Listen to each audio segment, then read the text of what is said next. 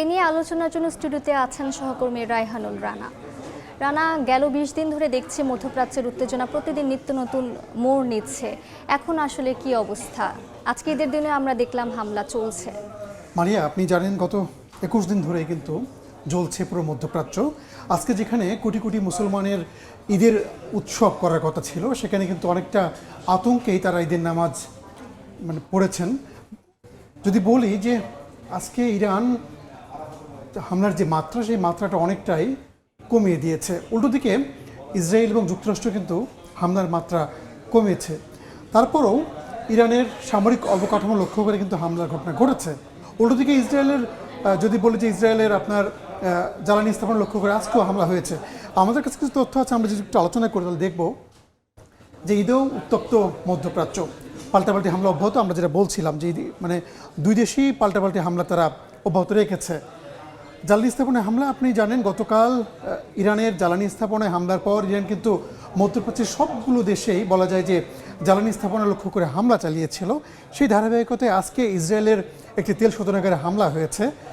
পাশাপাশি সৌদি আরব বলেন, আমিরাত, কাতার, কুয়েত, সেখানেও তারা দাবি করেছে বেশ কয়েকটি ইরানের ড্রোন তারা ভূপাতিত করেছে, যেগুলো জ্বালানি স্থাপনায় হামলার উদ্দেশ্যে উৎক্ষেপণ করা হয়েছিল।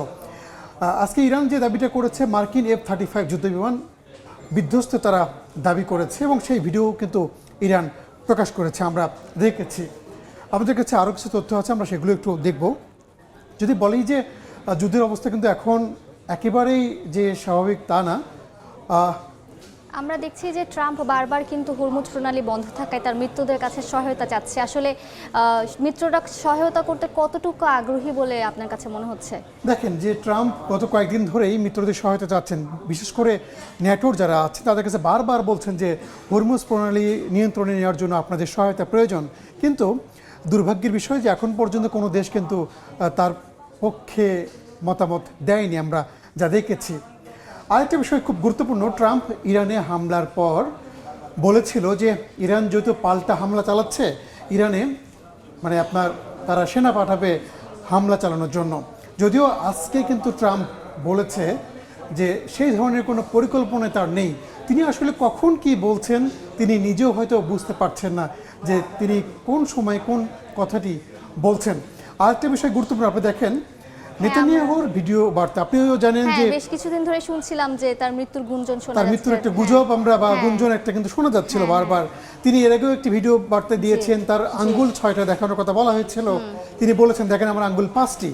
আজকে কিন্তু তিনি আরেকটি ভিডিও বার্তা দিয়েছেন এবং সেই ভিডিও বার্তায় তিনি সরাসরি বলেছেন এসেই যে আমি জীবিত আছি, কোন অবস্থায় চলে গেছে যে নিজেকে প্রমাণ দিতে হচ্ছে যে তিনি জীবিত আছেন। এ নিয়ে কিন্তু একটা আলোচনা চলছিল। সার্বিক বিষয় যদি বলি মালিয়া, আপনি দেখেন যে গত 21 দিন ধরেই তো যুদ্ধ চলছে। এর আগে 2025-এর যে যুদ্ধ বা 24-এর যে যুদ্ধ গতবার হয়েছিল, সেখানে কিন্তু 12 দিন ব্যাপী স্থায়ী ছিল। বলা হচ্ছে এই সংঘাত আরও দীর্ঘ হতে পারে, কারণ এর মধ্যে আপনি জানেন যে ট্রাম্প প্রশাসন কংগ্রেসের কাছে প্রায় বিলিয়ন ডলার তারা চেয়েছে এই যুদ্ধের ব্যয় নির্বাহের জন্য। তাহলে কি আসলে তারা আমরা বলতে পারি যে তারা হিমশিম খাচ্ছে এই যুদ্ধটা চালিয়ে যেতে, ট্রাম্প প্রশাসন এই মুহূর্তে হিমশিম খাচ্ছে সরাসরি বলা যাবে না, কারণ আমরা জানি যে যুক্তরাষ্ট্র সামরিক দিক দিয়ে সবচেয়ে এগিয়ে। তারপরও যেহেতু হরমুজ প্রণালী বন্ধ আছে, বিশ্বজুড়ে জ্বালানির দাম কিন্তু বাড়ছে। আর এই জ্বালানি বৃদ্ধির যদি ঠেকানো না যায়, তাহলে কিন্তু পুরো বিশ্বের যে অস্থিরতা, সেই অস্থিরতা আরও বাড়বে। যার কারণে কিন্তু ট্রাম্প তার মিত্রদেরকে বারবার বলছেন যে আপনারা আসেন, আমরা সবাই মিলে হরমুজ প্রণালীটা নিয়ন্ত্রণ নেই, যাতে করে জ্বালানির দামটা থেমে যায়। যদিও তার মিত্ররা যেহেতু আসছে না, সেহেতু বলা যায় যে এই যুদ্ধ হয়তো আর কয়েকদিন স্থায়ী হতে পারে। আমরা যেমন দেখছিলাম কিছুদিন আগে ট্রাম্প প্রশাসনের ভেতরের লোকজনই কিন্তু আসলে এই যুদ্ধের বিরোধিতা করছেন। কিছুদিন আগে জেডি ভ্যান্স ভাইস প্রেসিডেন্ট বললেন যে মার্কিন জনগণের জন্য সামনে আসলে একটা কঠিন সময় অপেক্ষা করছে। তুলসী গ্যাবার্ডেরও আমরা কিছু পরস্পর বিরোধী মন্তব্য শুনতে পেরেছি। আসলে কতটুকু শক্তিশালী অবস্থানে এই মুহূর্তে ট্রাম্প প্রশাসন আছে সেটা বোঝা মুশকিল। তা তো অবশ্যই ঠিক। একটা কথা যে জেডি ভ্যান্স যেটা বলেছে আসলেই ঠিক, কারণ জ্বালানির দাম যদি বাড়ে, সেটার প্রভাব শুধুমাত্র বাংলাদেশ বলেন, ভারত বলেন, পাকিস্তান বলেন, এদিকেই পড়বে না, সারা বিশ্বেই কিন্তু পড়বে। আর এর থেকে বাদ যাবে না যুক্তরাষ্ট্র। আপনি দেখেন যে যুক্তরাষ্ট্রের বিভিন্ন শহরে এই যুদ্ধবিরতি বিক্ষোভ হচ্ছে, এমনকি খুব ইসরায়েলও কিন্তু আমরা বিক্ষোভ দেখেছি, কারণ তারা চাচ্ছে না যুদ্ধ হোক, কারণ এই যুদ্ধ হলেই ক্ষতি কিন্তু সবারই হবে, সাধারণ মানুষের যেমন ক্ষতি হবে, সরকারের যেমন ক্ষতি, সব দিক দিয়ে ক্ষতি হবে। তো যার কারণে ট্রাম্প চাচ্ছে যে তার প্রশাসনের লোকজনকে দিয়ে বা তার যে সরকার, সেই সরকার যেন এই যুদ্ধটাকে ঠিকমতো চালাতে পারে, যার কারণে কিন্তু তারা সহায়তা চাচ্ছে।